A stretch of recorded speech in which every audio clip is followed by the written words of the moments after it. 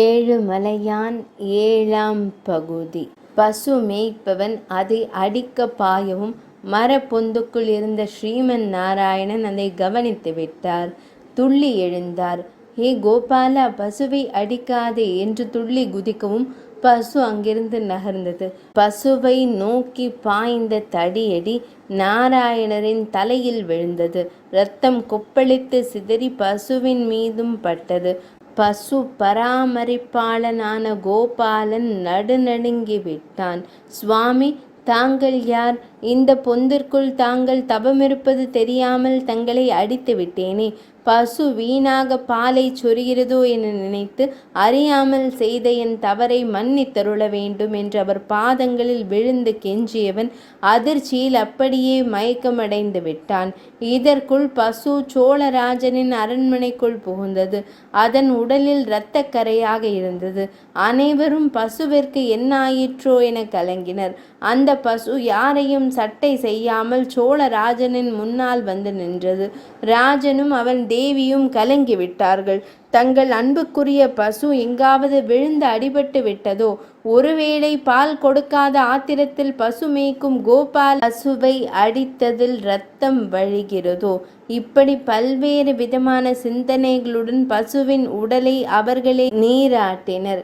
அது இரத்தக்கரை என்பதும் பசுவின் உடலிலிருந்து வழியவில்லை என்பதும் புரிந்தது. இருப்பினும் குழப்பம் தீராத அவர்கள் பசு மேய்ந்த இடத்திற்கே அவசரமாக தேரில் சென்றனர். அங்கே கோபாலன் மயங்கி கிடந்ததையும் திருநாமத்தை நெற்றியில் அணிந்த தபஸ்வி ஒருவர் இரத்தம் வழிய வலி தாங்காமல் அரற்றிக் கொண்டிருந்ததையும் கண்டனர். சுவாமி, நாம் இந்நாட்டின் மன்னன் சோழராஜன். தாங்கள் யார்? தங்களுக்கு ஏன் இந்த அவலம் ஏற்பட்டது என்று கேட்க ஸ்ரீமன் நாராயணன் கோபமாக பேசினார். மன்னா, உன் நாட்டில் பசுக்கள் பராமரிக்கப்படும் லட்சணம் இதுதானா?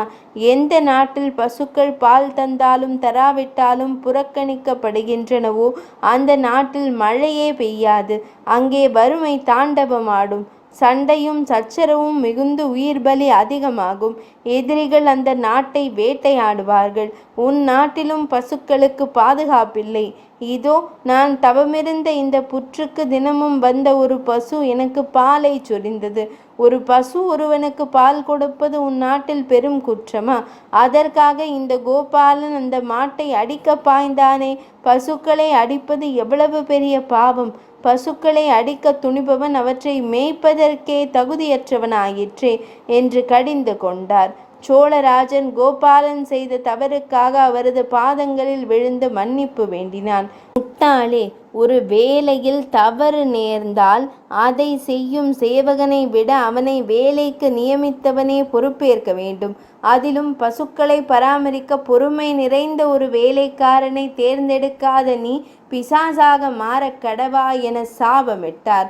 சோழராஜன் நடுநடுங்கி, சுவாமி, என் தவறுக்கு நானே பொறுப்பேற்கிறேன்.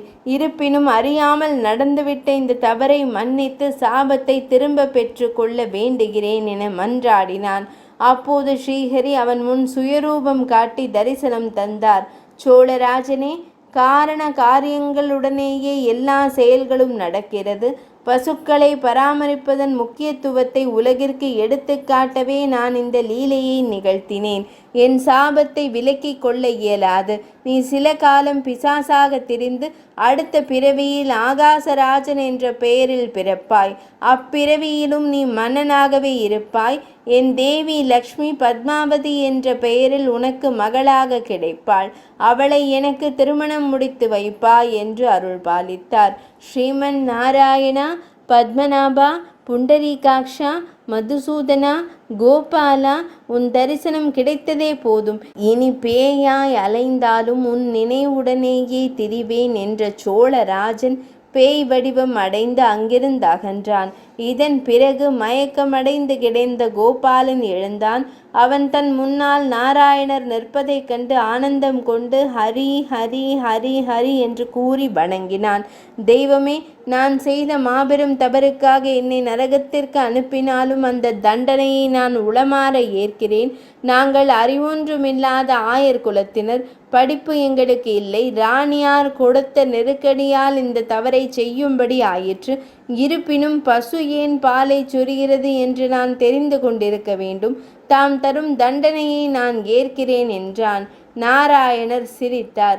கோபாலா, இந்த பூலோகத்திற்கு நான் வந்து இந்த மரப்புற்றில் தங்கினேன்.